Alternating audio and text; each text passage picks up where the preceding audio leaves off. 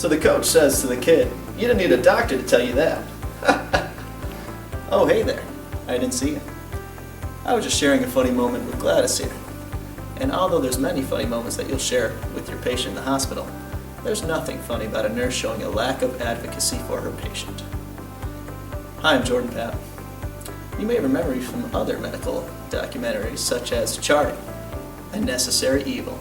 And you just made your first mistake. Let's learn how to sweep that one under the rug. In today's video, we'll show you just how important patient advocacy is within the hospital. Yeah. Officers Tolliver and Officer Kieran. Okay.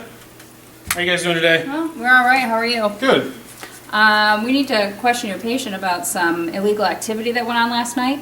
Okay. Yeah. James is right down there, room 207. Okay.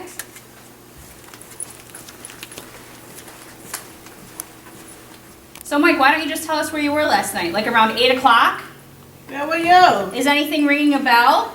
Hey, guys, you need anything? Can I help you out with anything? I'll take a Diet Coke. Oh, Hello? all right. Give me a glass of water without ice. I can do you that. hear me? I'm talking to you.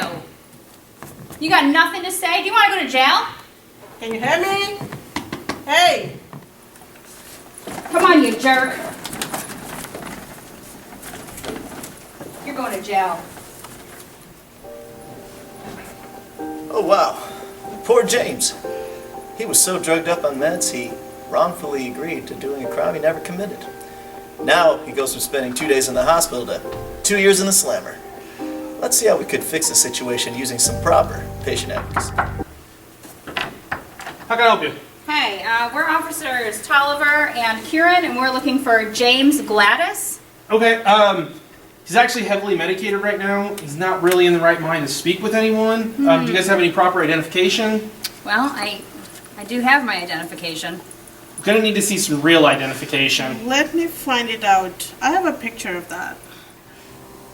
Oh, shot down! That nurse put the cops right back in their place. Now, because of the nurse being an advocate for the patient, James was able to go home, see his loving family, and be a father again.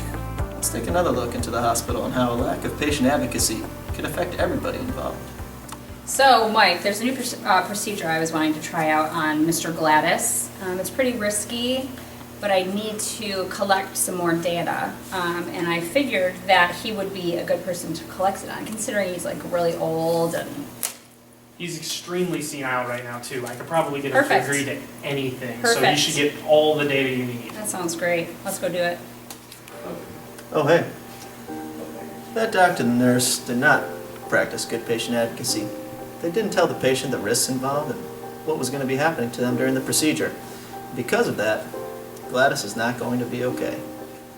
Let's take one last look at what it means to be a patient advocate. So, Mike, there's this new procedure that has come out that I would really like to try on Mr. Gladys. I know he's kind of like old and out there, but he'd be a pretty good candidate for it. It's pretty risky. There's a lot of risk involved, but considering he's like an old guy, you know.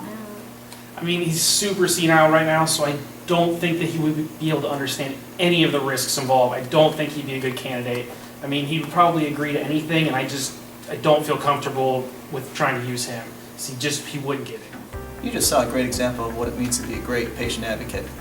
The nurse, Errol, did not feel comfortable about his patient, and therefore denied the doctor in his pushy ways.